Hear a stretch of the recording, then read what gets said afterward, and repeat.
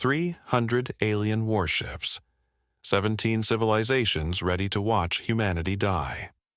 Earth had 12 hours to surrender, or be erased, but humanity didn't call for soldiers. They activated a weapon that folds reality itself. Entire fleets vanish, timelines collapse, and one vote, one species, decides whether humanity lives or dies alone. The Vehlaran Sovereignty didn't expect the pulse. 300 warships materialized at the edge of the Terran system, their hulls gleaming like burnished obsidian against the void. They'd come to enforce Protocol 7, the ancient law that mandated isolation for any species that weaponized dimensional rifts.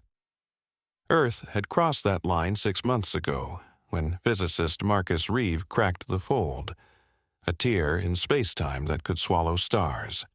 The Vehlarans gave humanity 12 hours to surrender the technology. Commander Isla Garrett, standing on the bridge of the orbital platform Prometheus, watched their ultimatum scroll across her screen and felt her jaw tighten. Below, on Earth's scarred surface, 37 billion souls waited. Above, an armada that had raised 17 civilizations prepared to add humanity to the count. Marcus stood beside her, his reflection ghostly in the viewport. His daughter lived in New Lagos. She was 9. "They're not bluffing," he said quietly. "Neither are we." The Vehlarans opened fire at hour 11. Precision strikes, surgical, calculated. The first volley erased the lunar colonies in pulses of violet light. 4,000 dead before Isla could blink. The second volley targeted Earth's orbital infrastructure. Prometheus shuddered as sister stations detonated like dying stars. Isla's hand hovered over the activation sequence. The fold array sat buried beneath the Antarctic ice, a ring of quantum processors 300 kilometers wide. They'd only test-fired it once. It had made Saturn's third moon vanish for 6 seconds. They had no idea what full activation would do. "Broadcast on all channels," Isla commanded. Her voice carried across Earth's emergency networks and into deep space. "This is Commander Isla Garrett of the Terran Defense Coalition. The Vehlarans have fired on civilian targets. We are activating countermeasures." Marcus input the final codes.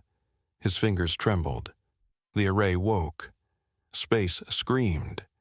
The fold didn't just open. It flowered. Reality peeled back in concentric spirals, a wound in existence itself that radiated outward at speeds that broke physics.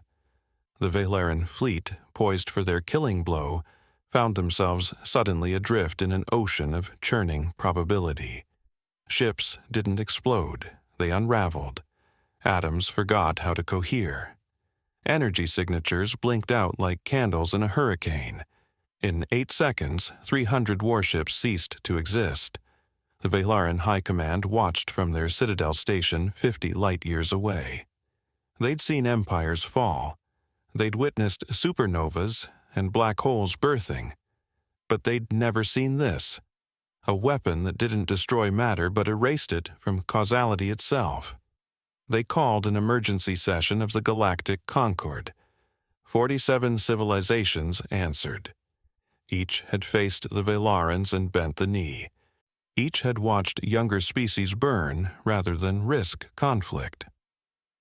Protocol 7 existed for a reason. Some technologies threatened the very fabric of space. The fold was such a weapon. Humanity had to be quarantined, isolated, left to die in their corner of the cosmos. The vote was unanimous. Except one.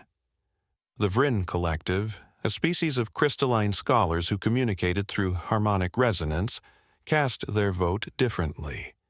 They'd observed humanity through centuries of exploration. They'd seen humans build, fight, adapt, and they'd seen something the others missed. Humanity hadn't fired first.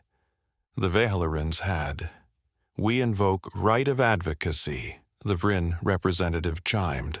their body refracting light into prismatic patterns. "We will sponsor humanity's petition for conquered membership," the chamber erupted. To sponsor meant to protect, to defend, to risk war with the sovereignty itself. But the Vryn had already dispatched their fleet, not to conquer Earth, but to shield it. 70 vessels of living crystal positioned themselves between the Terran system and Vehlaran space. Their message rang clear across every diplomatic channel. Touch them, and you face us. On Prometheus, Isla watched the Vryn ships arrive through tears she didn't remember shedding. Marcus collapsed into his chair, hands covering his face. His daughter was still alive. Earth was still alive. But the fold array pulsed beneath Antarctica, hungry and waiting. "We saved them," Marcus whispered. "But what have we become?" Isla looked at the tactical display, at the slowly approaching Vryn formation, at the vast emptiness where 300 ships had been. Humanity had crossed a threshold. They'd become something feared, something powerful, something that could end not just lives but entire timelines. The Vryn had voted to save them. But Isla wondered, studying her reflection in the viewport, seeing a stranger staring back, whether humanity would survive what they'd had to do to survive. The fold waited, silent, patient, and space, forever changed, waited with it. What would you have voted? Let us know in the comments, and do not forget to like and subscribe for more tales from the edge of the cosmos.